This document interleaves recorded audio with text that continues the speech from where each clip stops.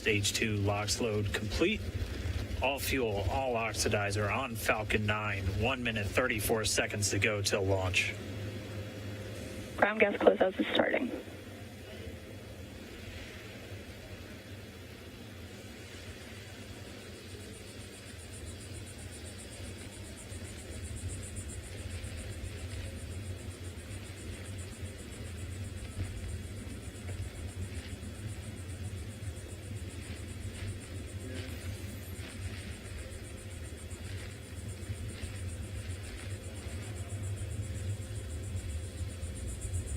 Falcon 9 is in startup. Dragon is in countdown. FTS is armed for launch. Under a minute now, the FTS, the flight termination system, has been armed. Dragon, SpaceX, go for launch. SpaceX Dragon, we're go for launch. Let's light this candle.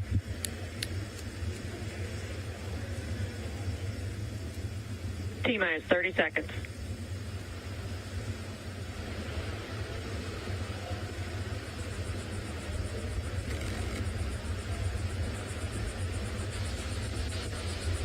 Stage 1 tanks pressing for flight.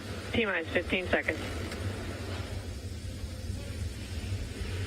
10, 9, 8, 7, 6, 5, 4, 3, 2, 1, 0.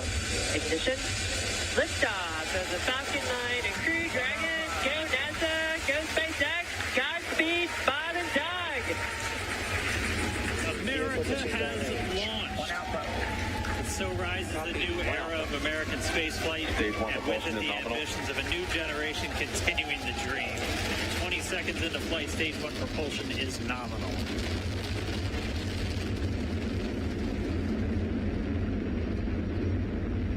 Plus 30 seconds into this historic mission. Flying crew on board Dragon and Falcon 9, and look at them go.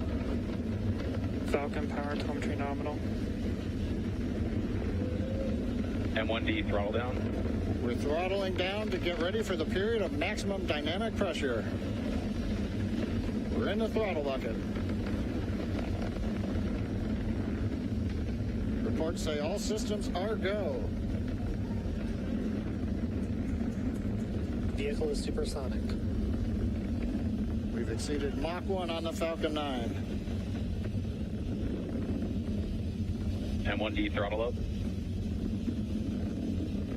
We're throttling back up to full power as we're through max Q. Copy, 1 Bravo. And we heard that 1 Bravo call out. That's just the second abort zone that they're in. They'll continue to be on this until the first stage has done its job and they switch over to the second. At this point, Bob and Doug pulling about 2.3 Gs, 2.3 times the Earth's gravity, already moving at over 1,500 miles per hour. We've heard the call out for MVAC engine chill. That's getting the MVAC engine ready to light. That'll come at about 2:44 into flight. Right now, everything continuing to look good. Next major event coming up is going to be the triple. We'll have main engine cutoff of the 9 first stage engines, stage separation, and then ignition of the second stage engine to continue to carry astronauts into orbit. Coming up in about 20 seconds. M1D throttle down.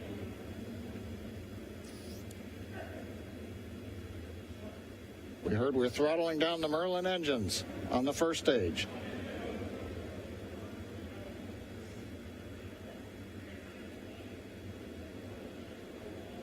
And we have Miko. Miko. 2 Alpha. Falcon stage separation confirmed. Copy, 2 Alpha. MVAC ignition.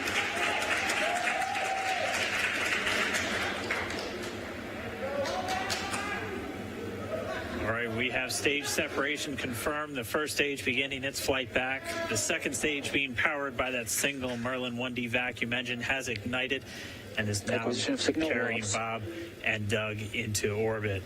So they're going to continue under the power of this second stage. Stage 2 propulsion is nominal. which will cut off at SECO, or second engine cut off at about 8 minutes and 44 seconds into today's flight. So a little over 5 minutes to go still on this second stage. You heard the call out to Alpha, so they're now in the longest abort zone that carries them all the way from about North Carolina up the eastern seaboard almost to Canada.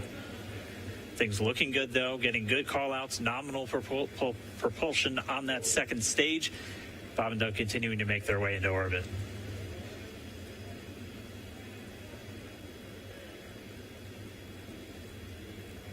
Dragon SpaceX nominal trajectory.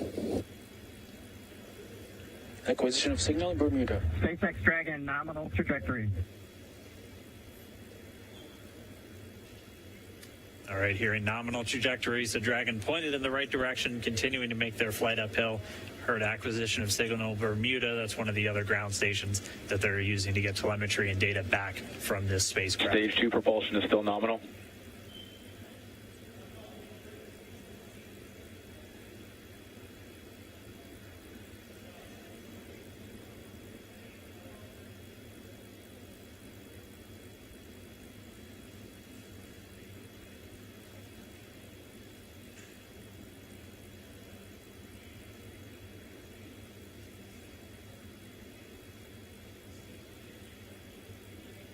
A little over 4 minutes, 40 seconds into the flight.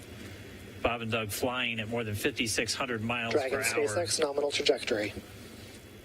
Already almost 200 miles downrange from the Kennedy Space Center. Nominal trajectory continuing.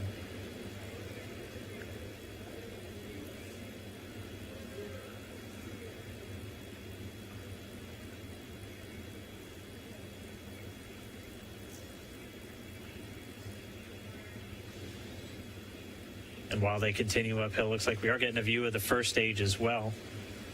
Up on your right screen, you can see that first stage with the grid fins deployed. It's making its way back to attempt to land on our drone ship, Of Course, I Still Love You Today.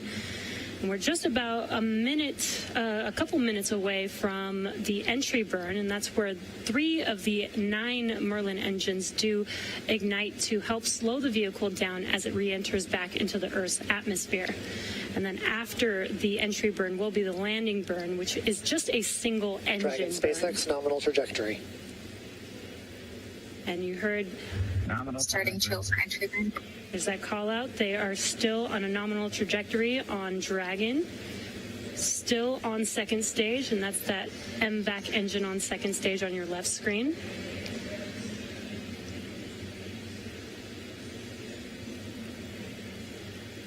Again, on your right screen is that first stage booster coming back towards our drone ship, Of Course, I Still Love You. We're about a minute away from entry burn.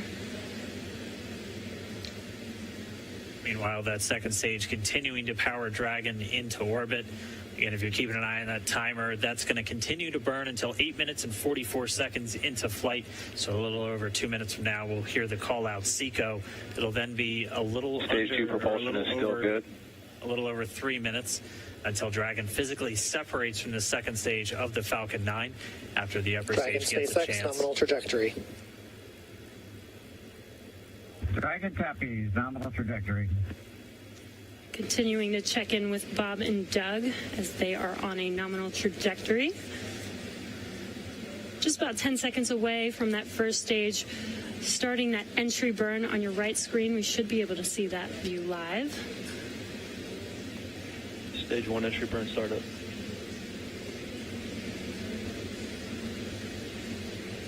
And there is that entry burn Acquisition beginning. signal in your hands. This burn lasts about 36 seconds long. Stage 2 FTS is saved.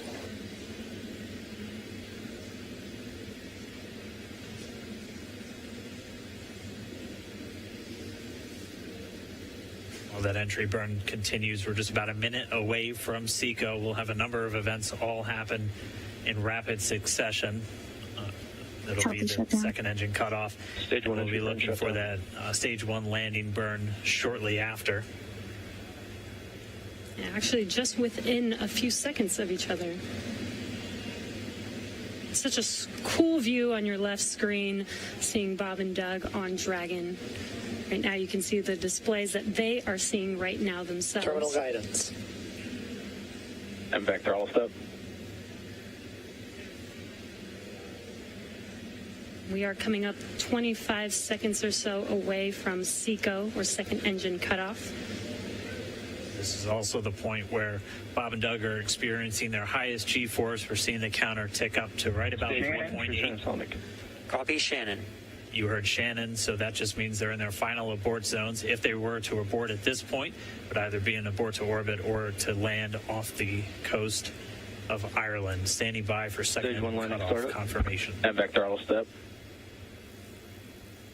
MVAC shutdown. Stage 1 landing winner. Confirmation of SECO's second engine cutoff. Now we are waiting for our first stage to make its way to our drone ship. Of course, I still love you. Dragon SpaceX nominal orbital insertion.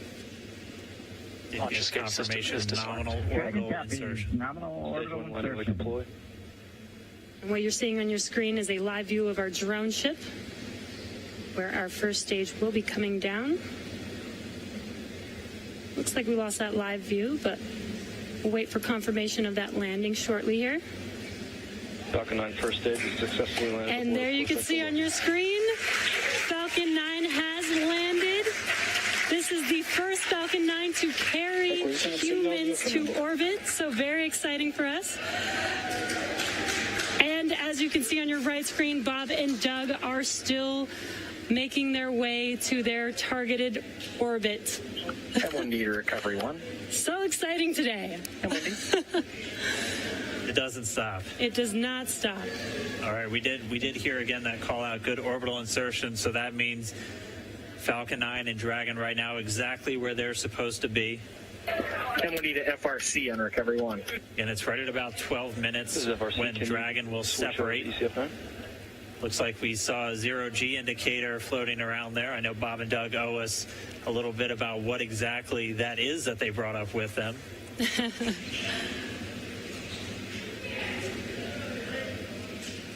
And before separation, before Dragon initiates separation from the second stage, they do make sure to they do ensure that the vehicle is not spinning and it is in good condition before we separate. That's right. The upper stage does small attitude maneuver using some cold gas thrusters built into the rocket body itself. Exactly. So we do expect that separation to occur in about a minute from now, but they do wait until they have full confirmation that it is ready to separate. Such cool views. I cannot get over this view that we are seeing right now. Bob and Doug on the right screen, inside of Crew Dragon, out in space. Yeah, already 200 kilometers over planet Earth, or a little over 124 miles, traveling in excess of 2,700 meters, 27,000 meters per second, or about 16,000 miles per hour.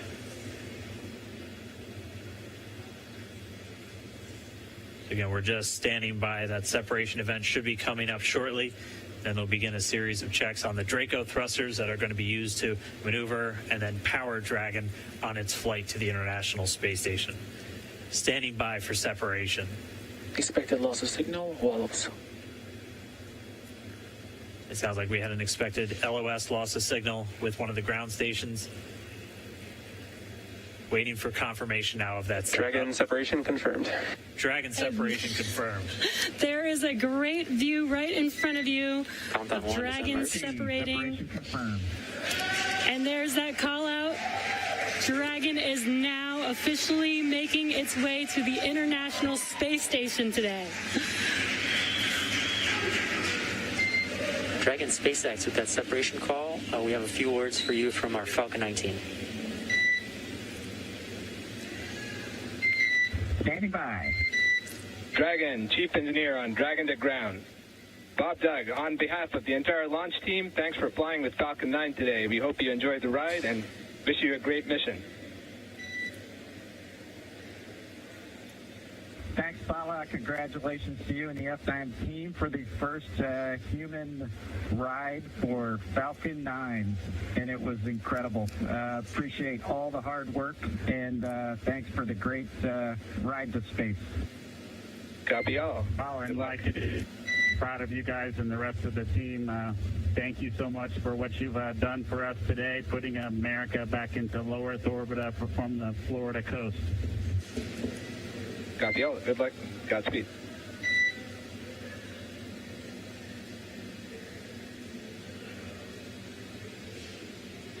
All right, so Bob and Doug are in And Dragon space. SpaceX, we confirm nominal ECLS activation and service section Draco checkouts. Nose cone deploys in progress. Copy all. We're monitoring. The Corps here in Hawthorne giving the crew a heads up that we have confirmation the nose cone is deploying. So again, that nose cone is going to open up a little bit more than 90 degrees, goes up to about, I think, 105 degrees, and that's going to expose the actual docking ring and the hatch that they're going to be going through once they attach to the International Space Station, and also 4 of those Draco thrusters, we call them the forward bulkhead thrusters, that are going to be used for these major phase burns or firings of those thrusters to actually raise their orbit gradually over the coming hours. Also heard good activation of the ECLS, that's the Environmental Control and Life Support System. That's everything controlling their atmosphere, just keeping Dragon a nice, safe, habitable environment where they're going to be living for the next 19 hours until they arrive at the space station. Right, exactly. And Falcon 9's job may be done for today, but the mission is not over. Crew Dragon's job is not done. As you can see, Bob and Doug are still inside Crew Dragon, making their way. It will be a 19-hour trip to the International Space Station before they dock tomorrow morning. And such cool views. I love that we can get these live views here and see and watch what they're doing now that they are in orbit. Yeah, it's incredible to just be looking over their shoulder, to be along for the ride. And we're going to be with them, and we're going to be with all of you the entire way for their journey to the space station. We're going to be covering live throughout. Bob and Doug will obviously have a sleep period where they'll get about 8 hours of sleep a little bit later today before they wake up for all of their final approach. One of the major things we are looking forward to in the next couple of hours is going to be their first turn at the controls. So they're actually going to be using those touchscreen displays to take control and manually pilot Dragon. We'll walk you through what that's going to look like, and assuming we have some good ground station coverage, we'll be able to get views from right inside Dragon, looking over their shoulder as they manipulate the controls at the display. But, I mean, we had a smooth ride uphill, both stages of the Falcon 9 doing their job, placing Bob and Doug in orbit. I mean, this is a day, this is a historical day. This is us kicking off that new era of space flight that we've all been talking about and longing for since the Space Shuttle program came to an end in 2011.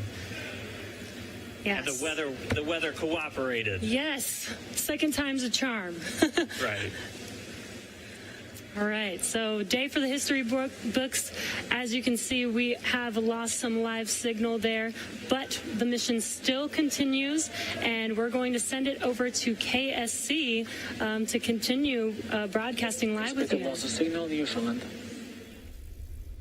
Yeah, Jesse and Dan, we are just in awe over here. When I woke up this morning and looked at the weather forecast, I was like, man, we're going to be back here on Sunday, but we did it. The room cleared out. Everybody was outside watching, and inside the lights were shaking, the cameras were shaking. Lauren came back in with tears in her eyes. This is really amazing. I can't believe it. I saw it with my own eyes. This is, I'm a little bit speechless. Just so grateful that we got them up there, and there's a lot more to go, but I'm so happy they're safe right now. I'm just so happy.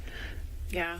Leland, you were talking about it. It's amazing what we can do when we work together. Yes, American astronauts on an American rocket from American soil, showing you what Americans can do when we come together as a team and blast Doug and Bob off to the cosmos. This is what it's all about, and their families and everyone is working together to take them up to space safely. So I don't know what to say. That rocket fuel is still in my veins, and I want to go get on the rocket.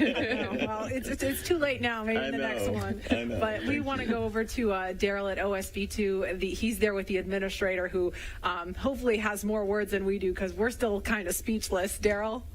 Pretty incredible here, Marie, at the Operations Support Building, where a chorus of applause has been happening from the beginning of launch and throughout the various stages. Some very special guests were here to watch it. That includes President Donald Trump, Vice President Mike Pence, and NASA Administrator Jim Bridenstine, who joins me now. And you were with the President and the Vice President.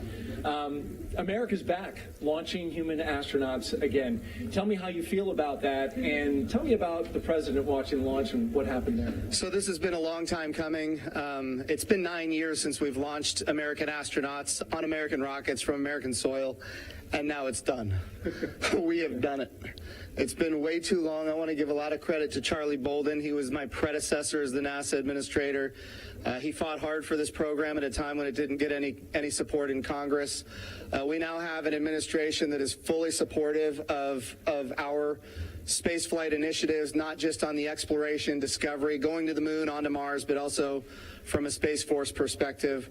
Our budgets are going up, things are strong, and today was just just an amazing day.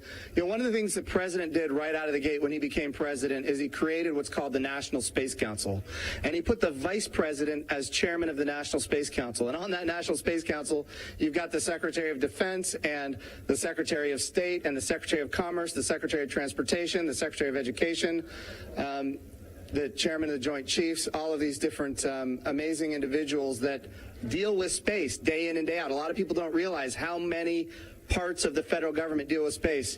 And the Vice President invited those members of the National Space Council here as well. So we just had, and then we had members of Congress, bipartisan members of Congress, Republicans and Democrats, who have been involved in supporting this program for a long time now. So I'll just tell you, I'm breathing a sigh of relief, but I will also tell you I am not going to celebrate until Bob and Doug are home safely.